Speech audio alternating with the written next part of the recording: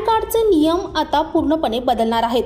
अर्थसंकल्प 2026 नंतर सरकारने हे जाहीर केल्याने ड्राफ्ट आयकर नियम 2026 मुळे आपण पैसे खर्च कसे केले किंवा बचत कशी करतो आणि अगदी हॉटेलच्या बुकिंगवर सुद्धा याचा परिणाम होणार आहे। सरकारने पॅन देण्याच्या मर्यादा वाढवल्या आहेत। यामुळे लहान व्यवहारांना दिलासा आणि मोठ्या व्यवहारांवर अधिक कडक नजर ठेवली जाणार आहे। बँकेत पैसा जमा करताना किंवा काढताना काय बदलले गेलेत?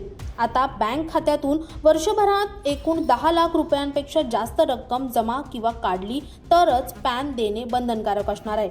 आधी मात्र एका दिवसात 50,000 रुपयांपेक्षा जास्त व्यवहार झाला तरी पॅन द्यावा लागत होता। वाहन खरेदीसाठी नवे नियम। आता वाहन खरेदी करताना 5 लाखपेक्षा अधिक जास्त किंमत असेल तरच पॅन देणं आवश्यक असणार आहे।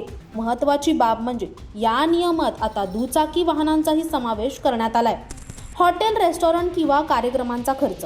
हॉटेल, रेस्टॉरंट किंवा बँकेट हॉल किंवा इव्हेंट मॅनेजमेंटवरील खर्चावर आता पॅन देण्याची मर्यादा दुप्पट करण्यात आली आहे। आता 1 लाख रुपयांपेक्षा जास्त बिल असेल तरच पॅन कार्ड देणं बंधनकारक असणार आहे। मालमत्ता व्यवहारांना दिलासा।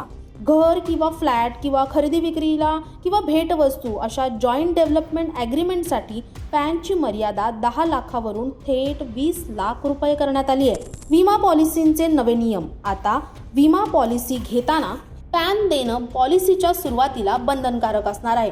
आधी मात्र ठराविक प्रीमियम मर्यादा ओलांडल्यानंतरच पॅन द्यावा लागत होता।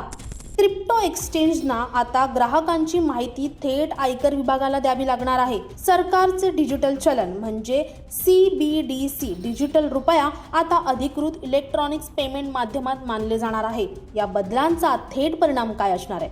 छोट्या व्यवहारांसाठी कमी कागदपत्र, मोठ्या व्यवहारांवर अधिक पारदर्शकता, टॅक्स चोरीवर आळा आणि डिजिटल व्यवहारांना प्रोत्साहन।